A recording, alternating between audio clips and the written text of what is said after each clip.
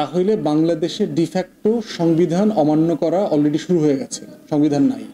এবং যে প্রসেসে এখন ইন্টারিম গভর্নমেন্ট ফর্ম করা হচ্ছে, এটা আলটিমেটলি একটা হাইব্রিড মানে ক্যারিকাচার হয়ে গেছে। এর মধ্য দিয়ে যেটা এখন করণীয় আমরা মনে করি সেটা হচ্ছে যে রাইট কোর্স অফ অ্যাকশন কি হওয়া উচিত। রাইট কোর্স অফ অ্যাকশন হওয়া উচিত এই প্রেসিডেন্টকে দিয়ে আমাদের সুপ্রিম কোর্টের প্রধান বিচারপতি এবং অ্যাপিলেট ডিভিশনের সকল বিচারপতিকে বাধ্যতামূলক অবসর দিতে হবে, দিয়ে হাইকোর্ট ডিভিশনের সবচেয়ে সিনিয়র, যোগ্য এবং ক্রেডিবল জাস্টিস ডক্টর রিফাত আহমেদকে প্রধান বিচারপতি বানাতে হবে। প্রধান বিচারপতি শপথ নেবার পরে রাষ্ট্রপতি নিজে রিজাইন করবেন, সংবিধান স্থগিত করবেন। অস্থায়ী রাষ্ট্রপতি তখন শপথ নেবে।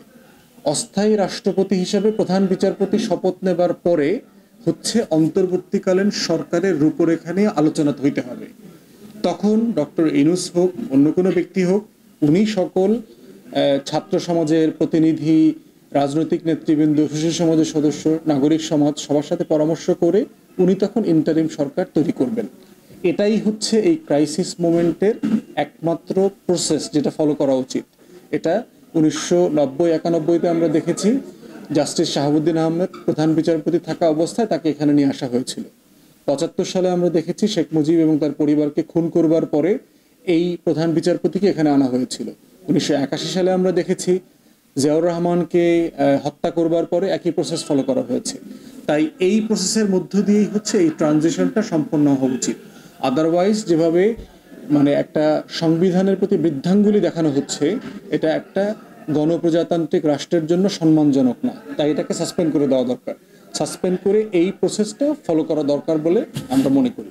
বাংলাদেশে যে ফর্মে এখন এই একটা সরকারহীন অরাজকতা চলতেছে, আমরা মনে করি যে এটার মধ্যে ইতিমধ্যেই সংবিধান লঙ্ঘিত হয়ে গেছে বিভিন্ন ফর্মে। কিন্তু যেটা যদি ইনফরমালি সংবিধান লঙ্ঘিত হয়ে গিয়ে থাকে, তাহলে এই ট্রানজিশনটা কিভাবে আন্ডারটেক করবে? আমরা কেন বলছি সংবিধান ডিফ্যাক্টো লঙ্ঘিত হয়ে গেছে? কারণ হচ্ছে বাংলাদেশে কোনো নির্বাচিত সরকার ছিল না, ফেক নির্বাচন হয়েছে জানুয়ারিতে। একটা ফেক ডামি পার্লামেন্ট একটা প্রেসিডেন্টকে নির্বাচিত করতে পারে না।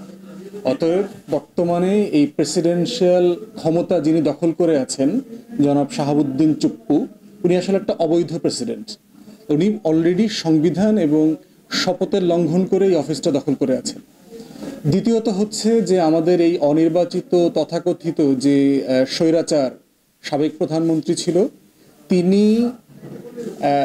পালানোর পরে আরও 24 ঘন্টা পার হয়ে যাওয়ার পরে হচ্ছে সংসদ বিলুপ্ত করা হয়েছে। তাহলে বাংলাদেশে 24 ঘন্টায় কোনো প্রধানমন্ত্রী ছিল না। তাহলে আমার নির্বাহী বিভাগের প্রধান কে ছিল? কে সিদ্ধান্ত নিয়েছে? এত এত কাগজপত্র যে স্বাক্ষর হয়েছে, কার নির্দেশে স্বাক্ষর হয়েছে? অতএব এই পুরো প্রসেসের মধ্য দিয়ে যেটা প্রমাণিত হয়েছে এবং এখনো হচ্ছে, এখনো আমরা দেখতে পাচ্ছি আজকে র্যাবের প্রধান চেঞ্জ করেছে, পুলিশ প্রধান চেঞ্জ করেছে। কে করতেছে? কারণ এগুলোর এখতিয়ার তো হচ্ছে নির্বাহী বিভাগের প্রধানের সুপারিশ ক্রমে এই পরিবর্তনগুলো হতে হবে। রাষ্ট্রপতি শুধুমাত্র সিগনেচার করবে। রাষ্ট্রপতি কারণ হচ্ছে যে রাষ্ট্রপতির যেহেতু কোনো ম্যান্ডেট নাই, তিনি একটা অনির্বাচিত সংসদের দখলদার সাংসদ দ্বারা নির্বাচিত, অতএব ওনার কোনো ম্যান্ডেট নাই এখানে, অতএব উনি থাকতে পারে না। আর গণ অভ্যুত্থানের মাধ্যমে যেই দল এবং যেই রেজিমকে ফেলে দেওয়া হয়েছে, এই রেজিমের কোনো বেনিফিশিয়ারি বর্তমানে সিভিল অ্যাডমিনিস্ট্রেশনে, বেসামরিক প্রশাসনে থাকতে পারে না। অতএব যে হাসিনা পালিয়েছে, সেই হাসিনার অ্যাপয়েন্টেড প্রেসিডেন্ট বঙ্গভবনে থাকতে পারবে না। ওয়েল, দেখেন বিএনপি কত মাস চাচ্ছে না চাচ্ছে এটা আমাদের মানে বিষয় না। আমাদের বিষয় হচ্ছে একটা নির্বাচন গ্রহণযোগ্য করবার জন্য যে যে প্রস্তুতি দরকার, সেই প্রস্তুতি এই ইন্টারিম সরকারকে নিতে হবে। প্রশাসনের সংস্কার, আইনশৃঙ্খলা বাহিনীর সংস্কার, নির্বাচন কমিশনের সংস্কার, তৃণমূল পর্যায় পর্যন্ত যে প্রশাসন দলীয়করণ হয়ে গেছে, আমাদের প্রত্যেকটা ফোর্স, গোয়েন্দা সংস্থাগুলো যেভাবে দলীয়করণ হয়েছে, এটাকে যে পরিষ্কার পরিচ্ছন্নতা করা দরকার, অভিযানটা চালাইতে হবে। এটা করতে যতদিন লাগে এই সময়ের মধ্যে এই সময়টা নেওয়া দরকার, নিয়ে তারপরে একটা সুষ্ঠু নির্বাচনে যেতে হবে।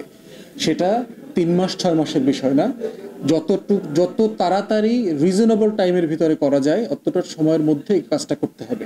সেক্ষেত্রে আমরা মনে করি সুষ্ঠু নির্বাচনের পরিবেশটা হচ্ছে গুরুত্বপূর্ণ, এটা দিন তারিখ মাসের বিষয় না।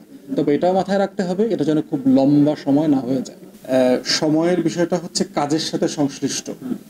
এখন যাদের পরামর্শে একটা অন্তর্বর্তীকালীন সরকার তৈরি হবে তাদের পরামর্শের উপরে ভিত্তি করে এটার মেয়াদ ঠিক করতে হবে, প্রয়োজনে বাড়াইতে হবে। তো যদি 3 মাসে সব কাজ হয়ে যায় 3 মাস পর নির্বাচন হবে, যদি 6 মাস পর সব কাজ প্রস্তুতি হয়ে যায় 6 মাস পরে নির্বাচন হবে, যদি সকল পক্ষের সাথে কথাবার্তা বলে এটা আরো বাড়ানোর প্রয়োজন হয় 1 বছর অথবা তার থেকে বেশি, সকল অংশীজনের সাথে কথা বলে যদি সুষ্ঠু নির্বাচনের পরিবেশ তৈরি করলেই নির্বাচন দিতে হবে।